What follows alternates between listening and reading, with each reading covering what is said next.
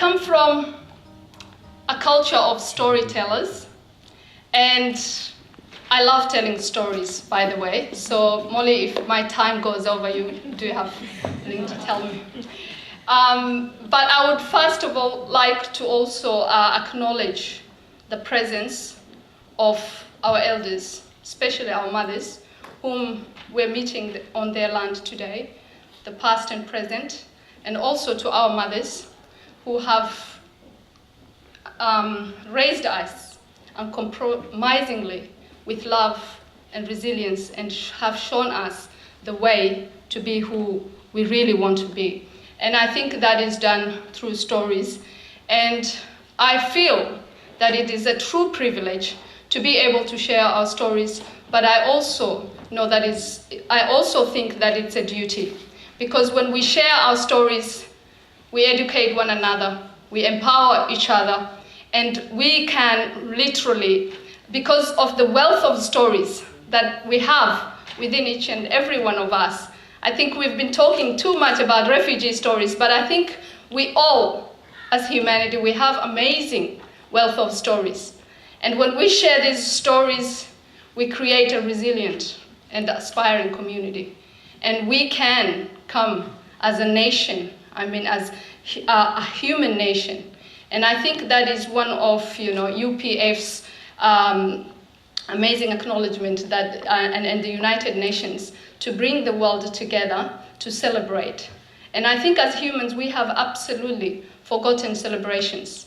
And I think that is why we have all the catastrophes that are going around the world. May it be human infected or may it come from nature.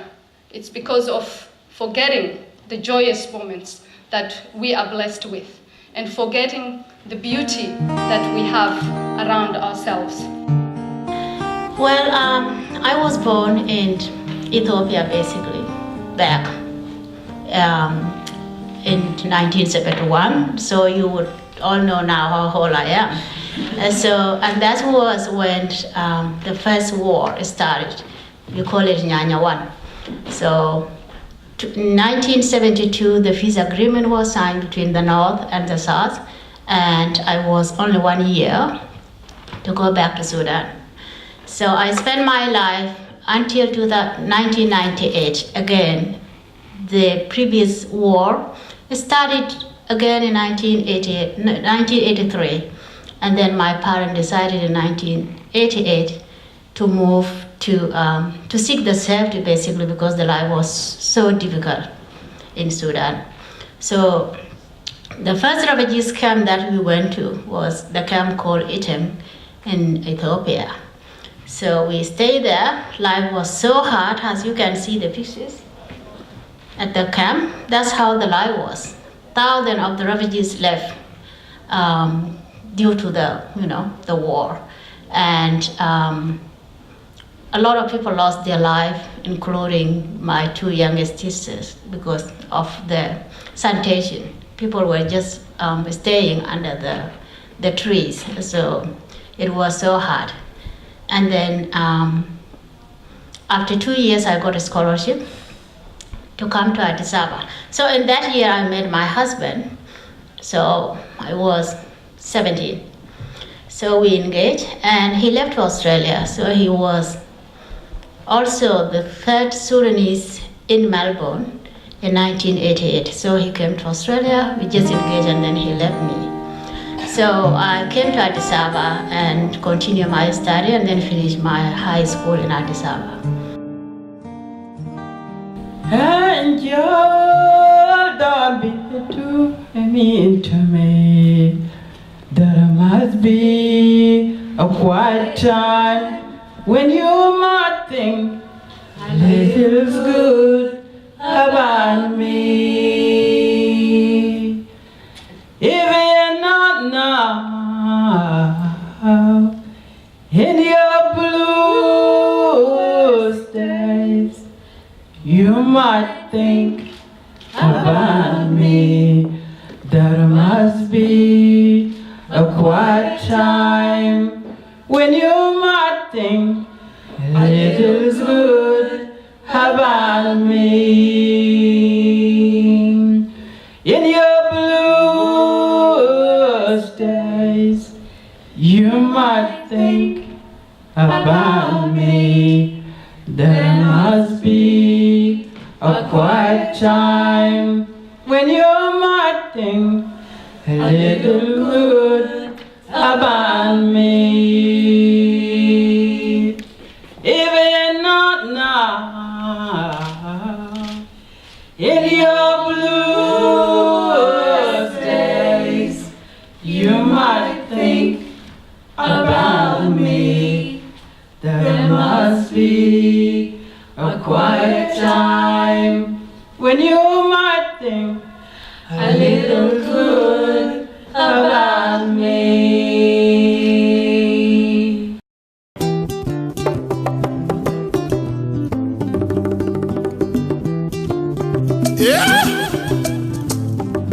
Nganga ata formé mwana na ye atikalaka toujours na secret moko to mibale mpo na ye moko.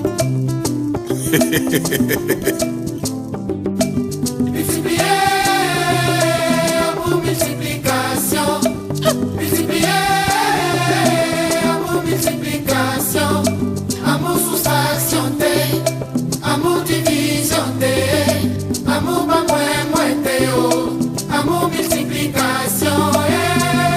Coco Claudia Ikia, étoile d'état. Multiplier, amour multiplication. Ikia. I'm going to talk today about a community engagement project that we are implementing in the southeast, in the Dandenong area, specifically working with Sudanese communities. The community is taking initiative to end violence against women. So In Touch is an organization that was established in 1984. It is a statewide service, and we provide support to victims and survivors of family violence. Our vision is to have women and children be safe and free from family violence, and we work only with migrants and refugees from CALD backgrounds. So, like I said earlier, we work with victims of family violence, we work with users of violence, we work with ethnic and community groups, and we work with broader communities in preventing violence against women. According to the latest report by the Chief Commissioner Ken Lay, that was April 2013, family violence is on rise, unfortunately. And these are the figures that he quoted. 51,000 are reported family violence incidents, and it's estimated to reach 64,000 cases in this year. And of course, these are only reported cases, and there are so many unreported cases as well. In connecting the topics to the topics of today's second half forum, family violence is a barrier to successful settlement in Australia. And for a lot of migrants and refugees, relocation and settlement into a new country is a very stressful time. Change gender roles, and we talked a lot about that earlier, and conditions often escalate conflicts in families. Women getting that extra freedom, Centrelink money, men having to stay home and look after the children, or even to cook and clean. In addition to police and court, and as well as service providers' response, after violence has occurred, there is a strong role for communities to stop violence before it occurs.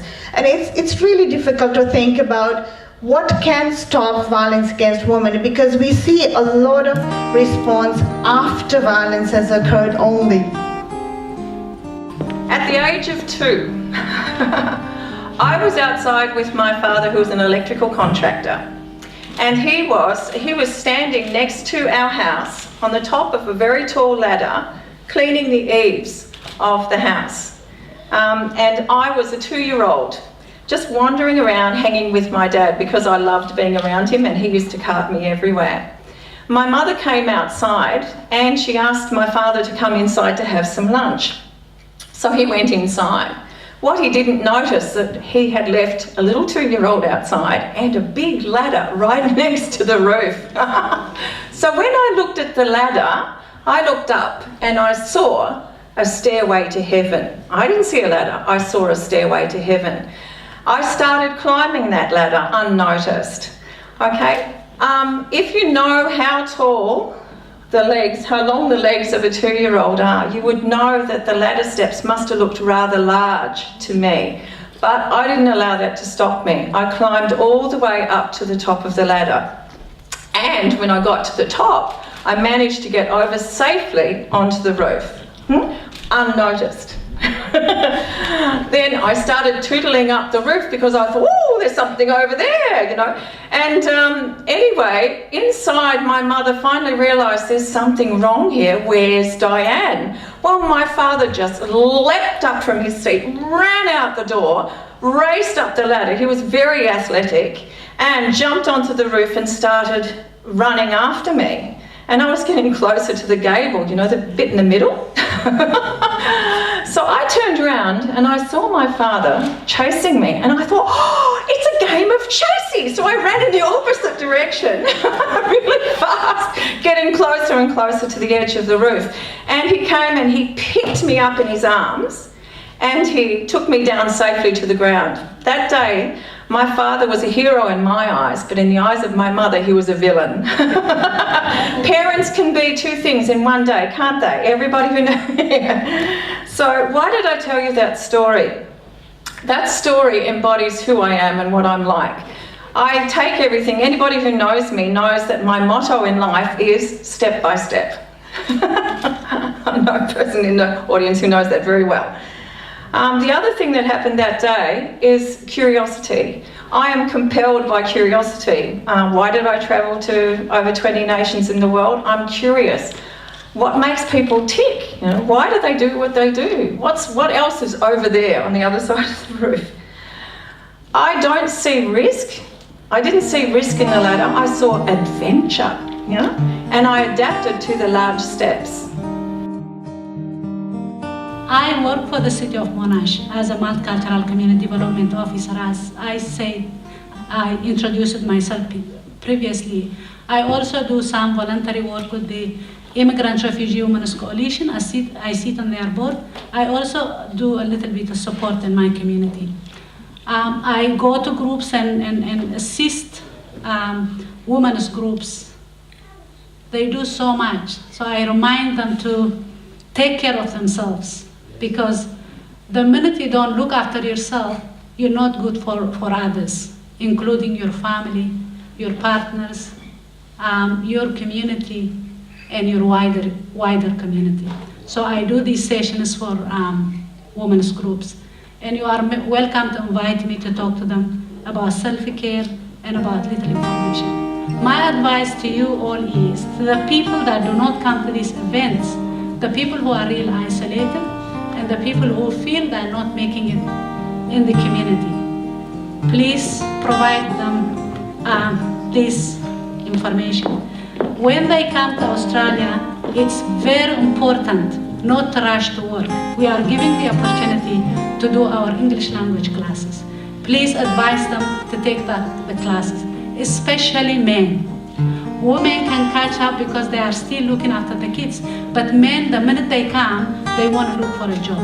Please don't look for a job. Do your English classes, find about the culture, find about what you can do. Give yourself at least a 6 to 12 months opportunity to find out about the integrational process, find about the schools where your kids are going to go, find about what your kids are going to do, and also plan their activities according to the Australian system. My name is Medina Idris. I'm from Eritrean background, and I work in the family and reproductive education program, education rights program, which is FARAB. FARAB is a Victorian program which initiated in 1998 due to female circumcision, which is being raised that issue at that time as an unhealthy issue worldwide. And here at Victoria, it starts with 23 African workers, African nominated from the community nominated workers. We had men at that time, men and women together working, been educated and been, placed at hospitals, at women's health and community health centers. We do work all together as as a network, and we provide information about FGM to women who use the hospital services. I work 2 days at the Royal Mons Hospital as well as 2 days at Multicultural Center for Women's Health in the same project. At MCWH, which is Multicultural Center for Women's Health, I do health sessions in languages Arabic, Tigrinya, and Tigray. I go to a group of women and discuss about reproductive and sexual health with women, including FGM. At the Women's Hospital, we just work one-to-one. Women who come use the clinic, we go according to their list. We discuss with them about this issue, and it is not just only female circumcision, but women who have other social support. We do social support, and we do referral. We do advocacy on behalf of women, and also we do professional education in regard to the cultural background of women, because the service provided us to understand our culture so that they can provide us with good services. Just to say a bit about myself, I'm a nurse, a registered nurse, and a beauty consultant as well on the side. Just to get, to make ends meet. I'm a mother of 2 boys, so I'm a single parent. Coming to Australia, I found a few challenges. Even though I came as a worker, I had a job. The agents that brought me here and provided everything for me, but I've always found some challenges being the single parent in a place where, I've found, through all these interaction with a lot of the refugee families and organizations, there's a lot of support out there for those women. But when it comes to you having a job and being a single parent and wanting support, things are totally different, because you're supposed to be self-sufficient. And that was always coming, a bit of a struggle, because I like to do a lot of volunteer work. Because at one point I was actually part of the Zimbabwean community as a vice president, but could not continue those kind of things because I had to put my family first. And yet I still wanted to do, my volunteer work. I still continue to do volunteer work up to now, but it's always a juggle. But having said that, I think through interaction with a lot of people, I've found that I've learned a lot of things. And it's quite humbling to see sometimes when you think you've got big problems, but when you see and meet people and women like this, it's different, because it empowers you, and you actually see that you're actually much better, because we, coming from Zimbabwe, we're lucky because we've got the language. So already we've got an advantage over a lot of people, because it's hard enough. And I see it all the time, like now when I work with the Mountain African Support Services in Mountain, I don't know Dinka. So it's very hard. I can do a lot of things, but because I don't have the language, I want to reach out to those women. And sometimes there's a barrier. Culture, language, and all those kind of things that always come in when you're integrating and trying to interact with the next person.